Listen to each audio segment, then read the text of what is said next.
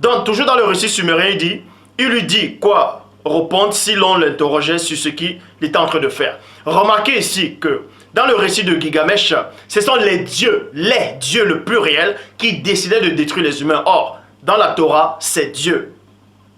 Bon. Et ensuite, nous allons aller dans la construction de l'arche et l'entrée dans l'arche. Otanapishtim obéit à Ea. Ea, c'est le dieu des eaux.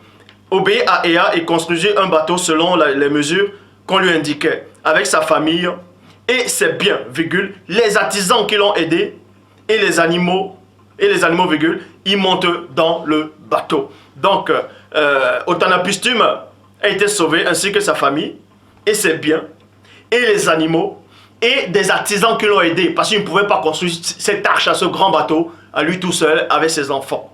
Donc il y a eu d'autres hommes qui ont été sauvés. Or, dans le récit de la Genèse, qui date de 800 ans avant JC, Genèse 6, 22, Noé obéit, point, et fit tout comme Dieu lui avait ordonné.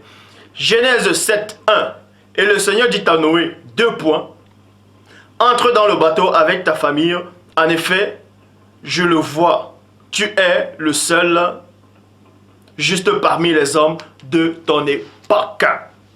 Et ensuite, on repart maintenant par rapport au déluge. Où Otanapishtim ferma la porte du bateau. Point. Le déluge commença et dura le déluge dure 7 jours. 7 jours. Et il est si terrible que les dieux eux-mêmes prennent peur et vont se réfugier au plus haut des cieux. La grande déesse Ishtar, la grande déesse, dans le récit sumérien, c'est la déesse Ishtar. Et Ishtar, c'est qui? C'est la femme d'Assur, divinité suprême. La grande déesse Ishtar, pris de pitié, point virgule, regrettera sa décision. Les eaux recouvraient la terre pendant un peu plus d'1 mois. Point. Le bateau échoua sur le mont Nintsir. Point. Et ensuite, maintenant, on reprend la comparaison dans Genèse chapitre 7 au verset 10.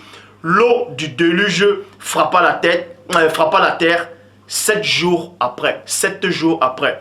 Verset 12. La pluie tomba sur les eaux, sur la terre pendant 40 jours et 40 nuits. Vous voyez? À peu près les mêmes dates que le récit sumérien. Genèse. On vous dit, premièrement, que le bateau s'est arrêté sur le mont Mitsir. Or, dans Genèse chapitre 8, verset 4, il est dit quoi? Le 7e mois, le 17e jour du mois, l'arche s'arrêta sur les montagnes d'Ararat. Point. Et dans l'une de mes vidéos, j'avais démontré que le mont Ararat ne pouvait pas exister à cette époque parce que c'était uniquement le continent africain. Et le mont Ararat ne se trouve pas dans le continent africain. Bon. Genèse chapitre... Et ensuite, on va parler par rapport aux oiseaux.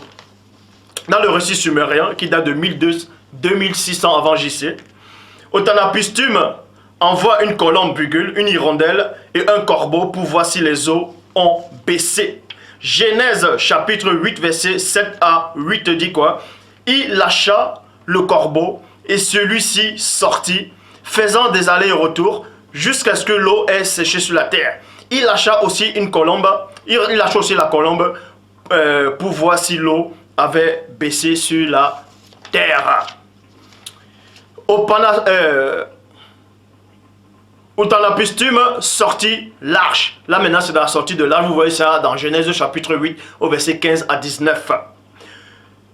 On vous apprend aussi que dans le récit sumérien, il a offert le sacrifice après le déluge. Il a offert le sacrifice d'action de grâce aux divinités. Vous voyez aussi cela dans Genèse chapitre 8 verset 20 à 22 où Noé a fait des sacrifices à Dieu. Et ensuite, nous allons maintenant, là c'est le premier cas, c'est le premier point. On vous a démontré qu'il y avait 2 sortes de récits de la Genèse, c'est-à-dire du déluge, il y a le récit sumérien qui date de 2600 avant le Christ, et le récit de la Torah qui date de 800 ans avant le Christ. Donc c'est le récit sumérien qui est le plus ancien. Donc c'est celui de la Torah qui a copié le récit sumérien. Bon, selon l'histoire.